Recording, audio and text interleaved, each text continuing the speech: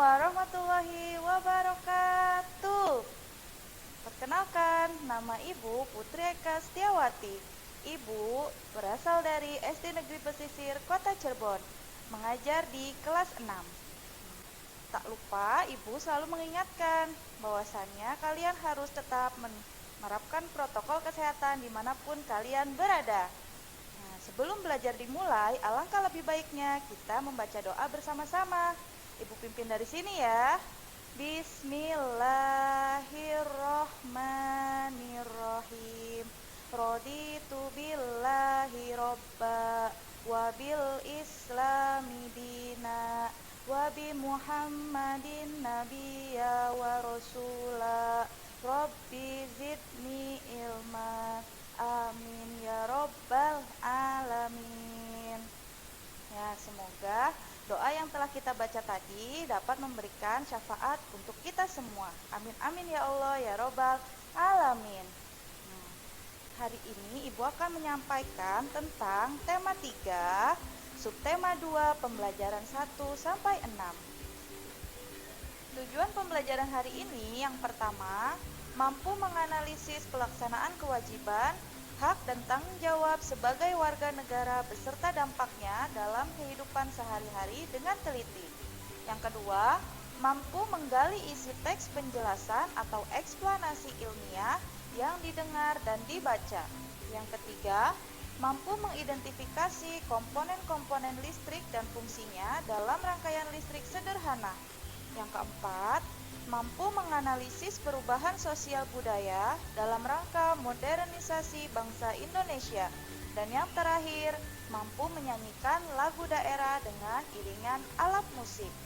Tahukah kamu siapakah penemu jam?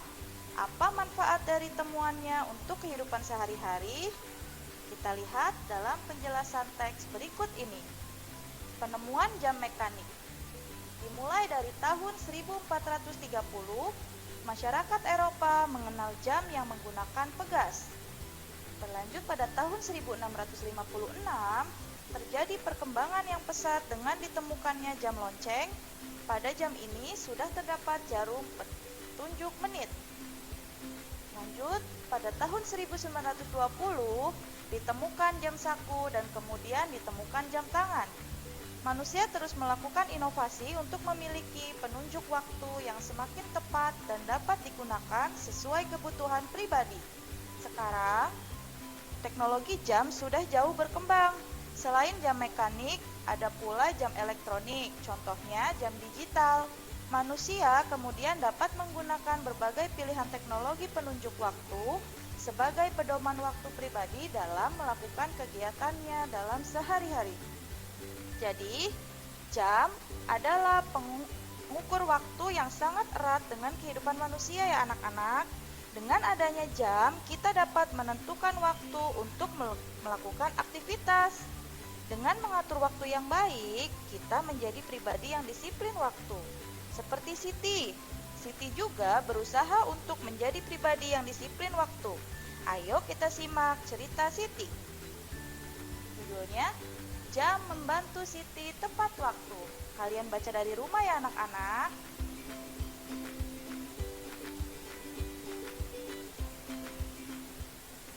Dari cerita Siti tadi, berarti Siti harus datang ke sekolah dan mengumpulkan tugas secara tepat waktu. Itu merupakan kewajibannya sebagai seorang pelajar. Pada pembelajaran tadi, kita telah belajar tentang penemu jam. Salah satu manfaat dari penemuan jam adalah membantu kita disiplin terhadap waktu. Bagaimana dengan kamu? Apakah kamu sudah disiplin waktu? Kita lihat gambar berikut ini. Coba kalian amati. Apakah mereka yang ada pada gambar sudah melaksanakan kewajibannya dengan tanggung jawab? Kira-kira apa ya dampak dari yang mereka lakukan?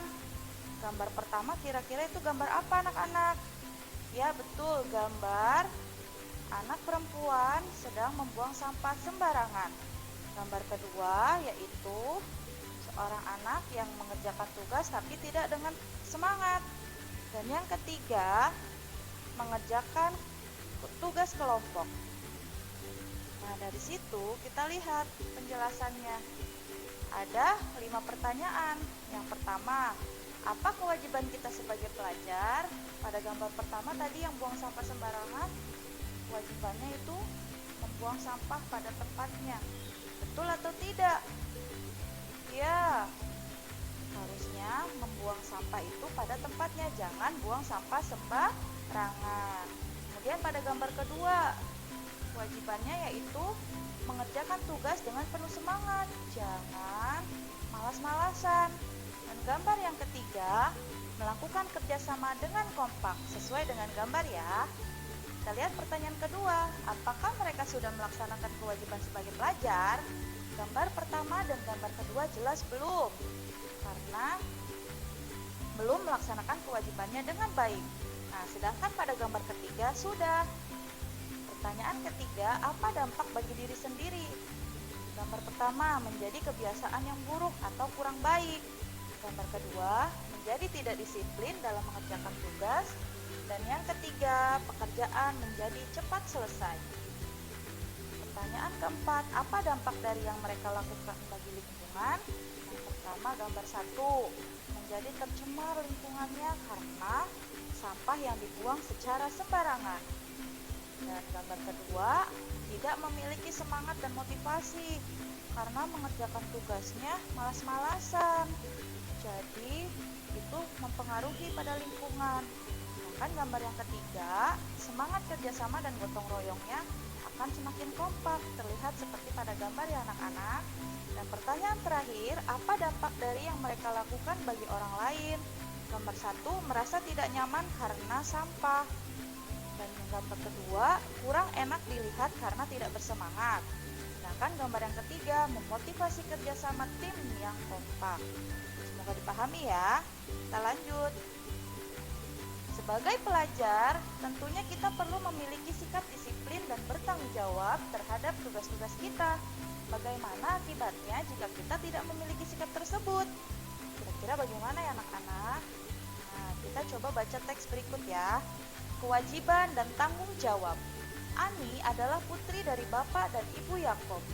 Pak Yakob mendaftarkan Ani di sebuah sekolah yang cukup ternama di desanya.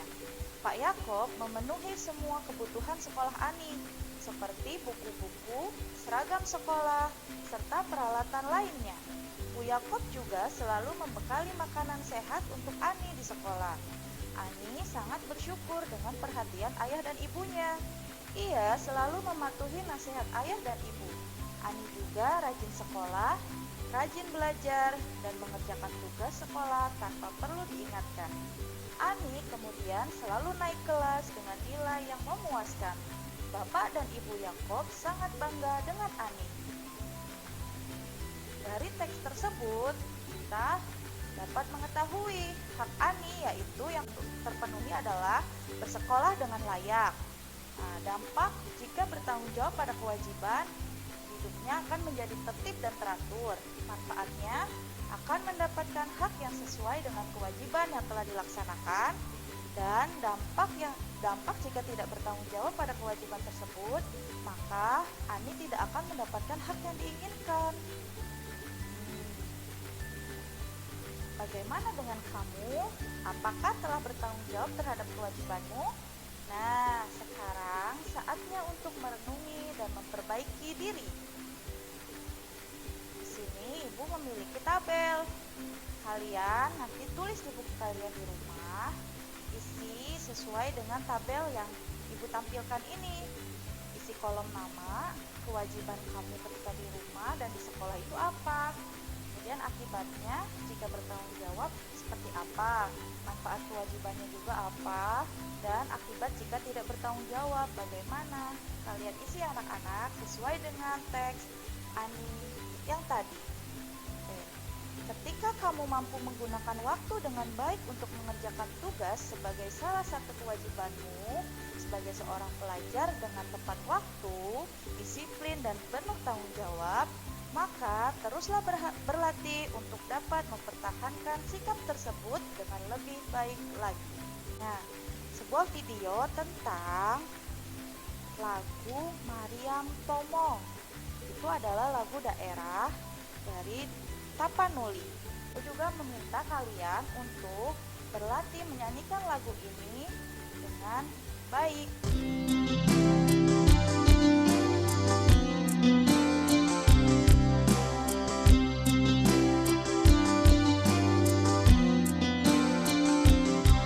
Salendang madigincang kain panjang maditolu pangeoni gunting masongon dengke mamangolu o Mariam tomong dainang sinapang masin o Mariam tomong dainang sinapang masin.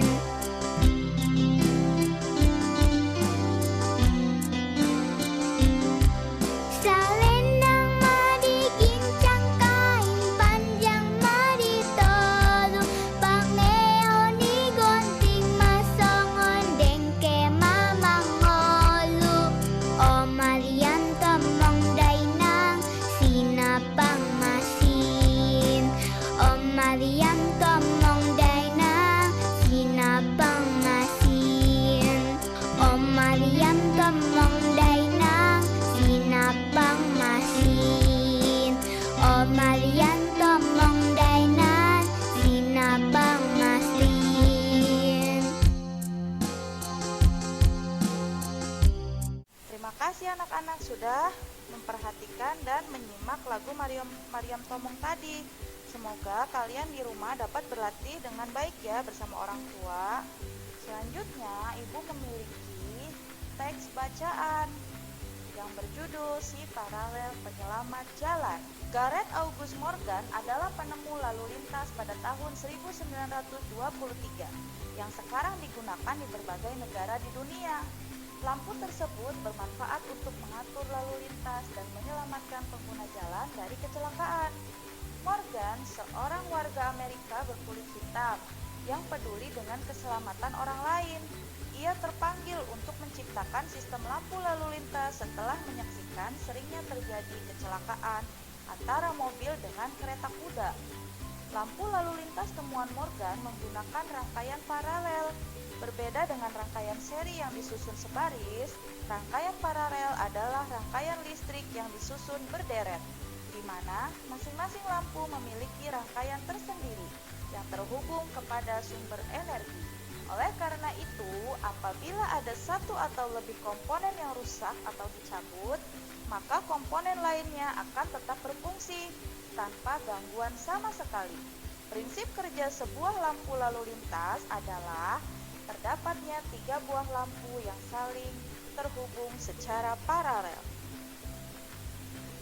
Sungguh mulia tujuan Morgan menciptakan lampu lalu lintas. Dapat dibayangkan, jika tidak ada lampu lalu lintas di jalur jalan raya yang ramai, sebuah penemuan yang baik tentunya akan memberikan manfaat bagi banyak orang.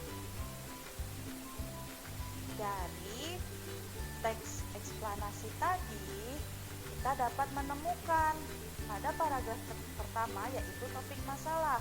Kira-kira apa ya topik masalahnya? Ya, Gareth August Morgan, penemu lampu lalu lintas. Nah, pada paragraf kedua terdapat deret penjelas yaitu lampu lalu lintas yang ditemukan Morgan menggunakan rangkaian listrik paralel yang disusun secara berderet, di mana masing-masing lampu memiliki rangkaian tersendiri yang terhubung dengan sumber energi. Prinsip kerjanya adalah terdapat 3 lampu yang saling terhubung secara paralel. Kesimpulan ada pada paragraf ketiga. Lampu lalu lintas yang ditemukan oleh Morgan sangat bermanfaat dan membantu banyak orang. Sebelumnya kita telah belajar tentang manfaat dari penemuan lampu lalu lintas. Apakah kamu masih ingat? Tentu, aku masih ingat. Apakah kamu tahu cara kerja lampu lalu lintas? Ayo kita membuat lampu lalu lintas sederhana secara berkelompok. Coba nanti kalian berkelompok dengan temannya masing-masing ya. Tapi sebelum itu, amati bahan-bahan yang diperlukan untuk membuat lampu lalu lintas sederhana dan bacalah dengan teliti petunjuk pembuatannya. Ya, betul. Di sini ada 1, 2, 3, 4, 5 bahan-bahan. Nah, dasarnya ada pada berikut ini. Yang pertama yaitu kardus bekas sepatu. Yang kedua, 3 buah bola lampu kecil. Yang ketiga, 3 buah baterai tegangan 1,5 volt. Yang keempat, 3 buah saklar. Yang kelima, 3 buah dudukan bola lampu. Yang keenam, kabel ukuran sedang dengan panjang kurang lebih 2 meter. Dan yang terakhir, 1 buah kantong plastik atau kertas transparan warna merah, kuning, dan hijau. Alatnya, gunting kecil dan isolasi plastik. Langkah kerjanya, siapkan kardus, biarkan bagian belakang terbuka, buat 3 lubang berbentuk lingkaran, buat sekat pembatas antara setiap lubang, akan terdapat 2 sekat. Kemudian tutup lubang menggunakan kertas warna merah, kuning, dan hijau. Buat rangkaian listrik paralel menggunakan 3 bola lampu. Setiap lampu akan berada pada sekat di setiap 1 lubang. Yang keenam, pastikan rangkaian telah bekerja baik, lampu telah menyala. Dan yang terakhir, posisikan rangkaian baterai dan saklar di dalam kardus atau menggunakan tatakan di bagian luar kardus. Dari kegiatan percobaan tadi, kalian harus membuat laporan kegiatannya seperti pada tabel berikut ini. Jangan lupa dibuat, boleh dibantu oleh orang tua atau kakak di rumah. Selanjutnya, tahukah kamu penemu komputer? Apa manfaat komputer bagi kehidupan masyarakat? Supaya kalian dapat mengetahui, kalian bisa baca teks berikut ini.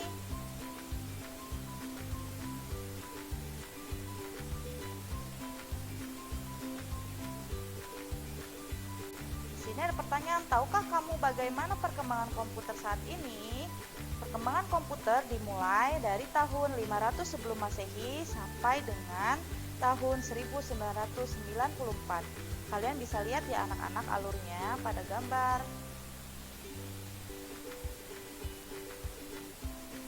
Kesimpulan pembelajaran hari ini yaitu yang pertama, sikap disiplin melaksanakan kewajiban dan tanggung jawab sangat penting untuk ditanamkan dan diterapkan oleh kita.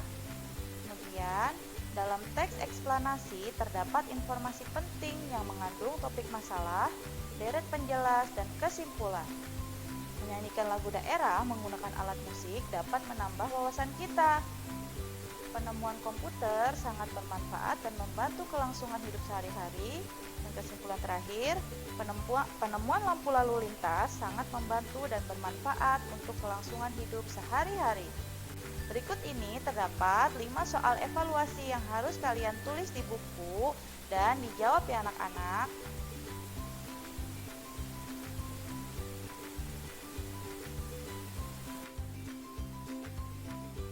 Terima kasih, alhamdulillahirobbilalamin. Baik, kita laksanakan. Semoga apa yang Ibu sampaikan tadi dapat dipahami dan dapat bermanfaat untuk kalian di rumah dalam kehidupan sehari-hari. Tetap jaga prokes, kurang lebihnya Ibu mohon maaf. Billahi taufiq wal hidayah. Wassalamualaikum warahmatullahi wabarakatuh.